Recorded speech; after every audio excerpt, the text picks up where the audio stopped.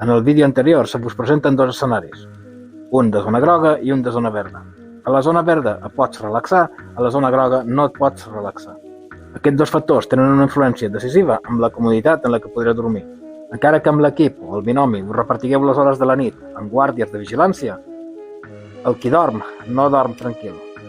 No és el mateix estar a una zona verda a 30 km del front en un búnquer que estar a la zona gris o a la zona groga en un soterrani en la que hi hagi combats freqüents. Per aquesta raó no muntarem les mateixes comoditats a una zona que a una altra. Un matalàs inflable és molt còmode i pràctic a una zona verda.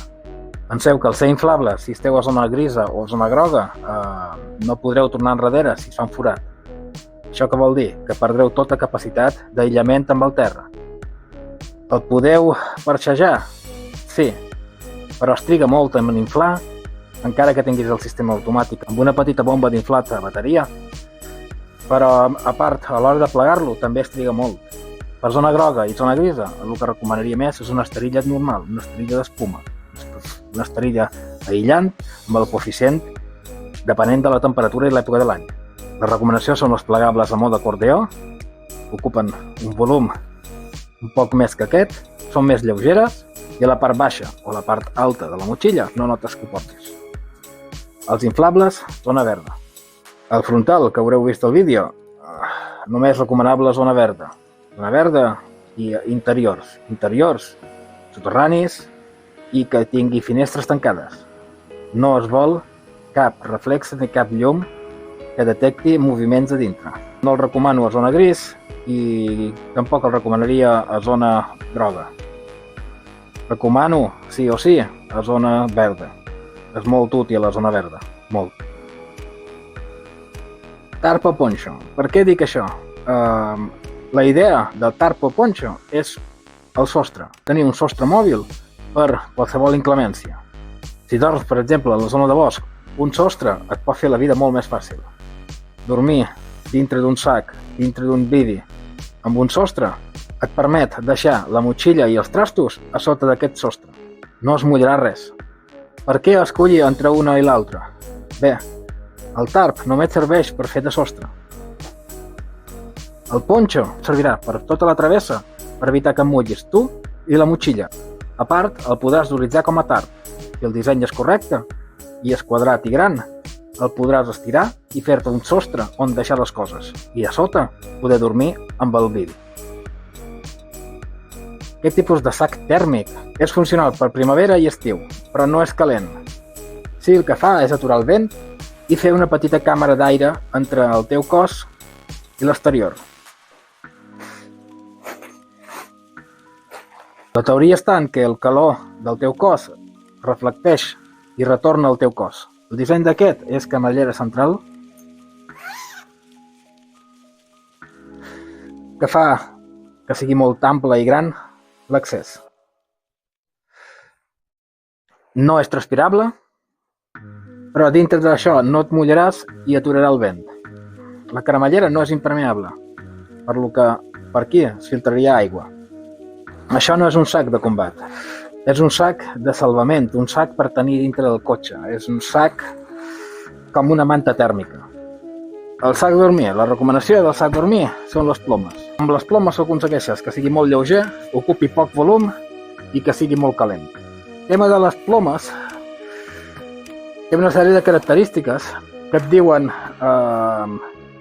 els grams de plomes, la densitat del pes i la velocitat i expansió que té aquesta ploma un cop està descomprimida. A la que treus el sac de dintre la funda de compressió, les plomes que estan a pressió a dintre es van obrint, es van expandint.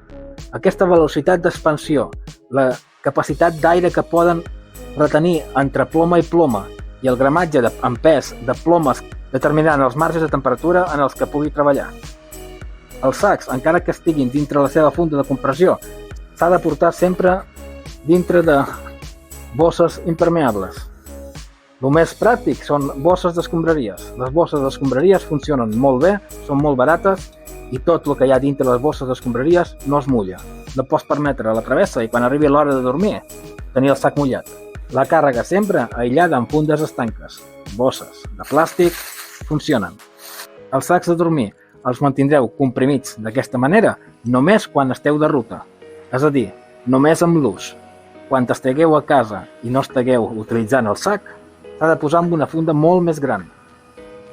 Aquestes fundes el que fan és airejar el sac i a més fan no perdre l'elasticitat de les plomes.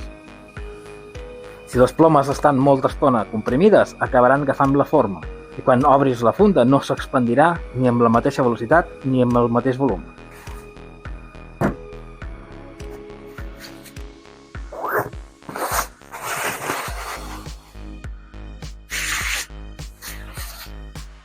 Veieu com es va inflant a poc? Agafant la seva forma. El sac pot ser tipus mòmia o recte. A mi m'agraden tipus mòmia perquè jo dormo recte. Hi ha gent que no pot dormir recte. Hi ha gent que s'ha de posar de costat o que es mou molt. Hi ha gent que les mòmies es noten estretes, com a claustrofòbics. A mi em va molt bé aquest tipus mòmia. Les característiques d'aquest sac, a part de la capacitat de confort, són les cremalleres amb un disseny fantàstic que fa que no es mosseguin entre elles, tant des de fora com des de dins.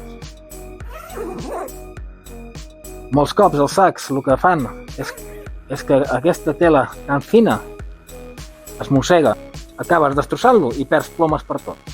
Confort menys 7, transició menys 15, risc menys 35, valor 650 fps, de la densitat i la velocitat d'expansió de les plomes, i 880 grams. La mida és la M. Si agafeu el sac massa gran, trigareu més a calentar-lo. Si l'agafeu massa curt, no podreu posar extras a dintre.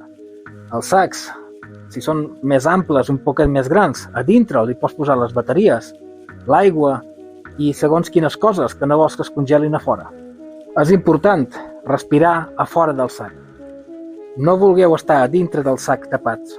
Si respireu a dintre, el vapor que traieu al respirar humitejarà tot a l'interior del sac. Això no és bo perquè un sac humit no és calent.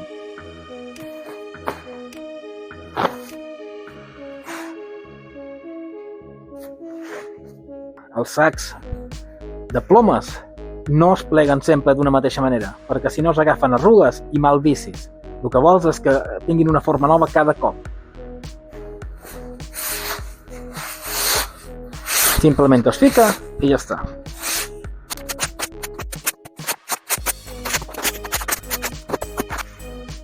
D'aquesta manera es podria guardar dins l'armari de casa. Saps que dintre tens la funda compressora i aquí tens el sac. Airejat i que no perdrà mai l'elasticitat. Això és el sac Vivi de la casa Snookpack, model Special Forces. Per què és model Special Forces? Forces especials. Per què? Per color? Sí, també. Però el que fa que sigui forces especials és l'obertura central. L'obertura central, pel tema de soldat, és molt més còmode que l'obertura lateral. Amb l'obertura central és que, amb la cremallera dissenyada correctament, quan obres els braços dintre del sac, la cremallera s'obre alhora. Veieu què vull dir, no? Pots obrir la cremallera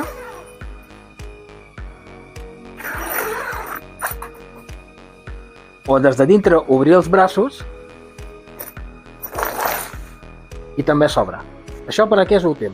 Això és útil per si estàs a dintre amb l'arma, sortir de cop.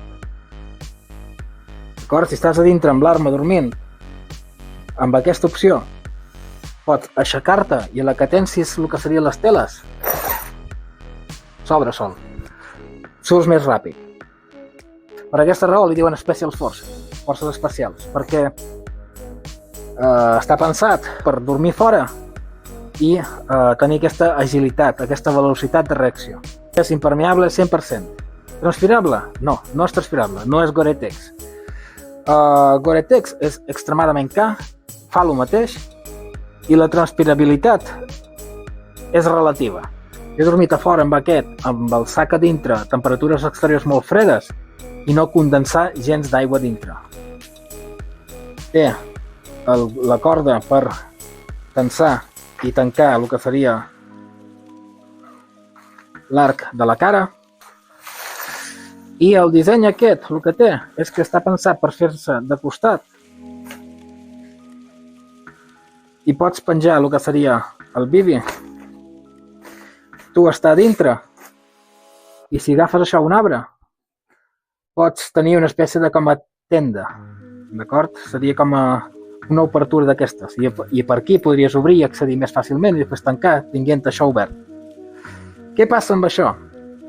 Que si plou hauries de mirar que no entrés aquí, perquè si plou i em mulla aquí, entra cap a dintre.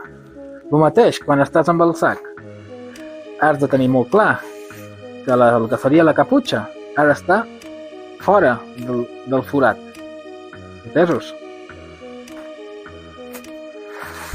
Ocupa molt poc i és molt lleuger, i cap tot dintre la funda. També és prou gran perquè t'hi capin coses a dintre. Si vols posar la motxilla o algun tipus d'estris o material, li pots posar també. I així estaria protegit de la pluja. Una cosa més que molta gent fa és posar la motxilla i dintre la motxilla el bibi i tota la resta de coses dintre del bibi com si això fos un sac. Què aconsegueixes amb això? Que això evites posar bosses de plàstic per cada cosa.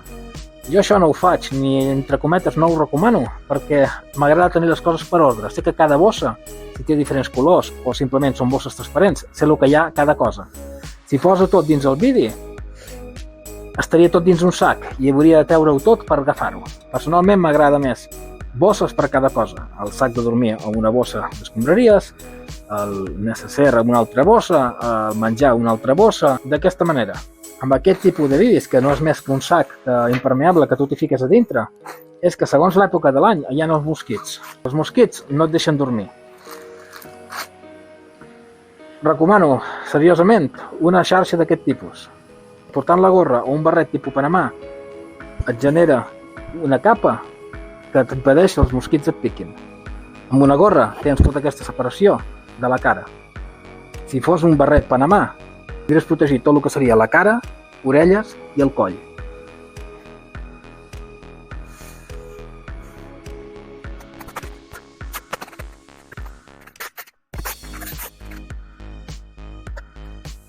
És important plegar-los amb la direcció de l'obertura perquè vas empenyent l'aire i no se't crea una bossa d'aire dintre.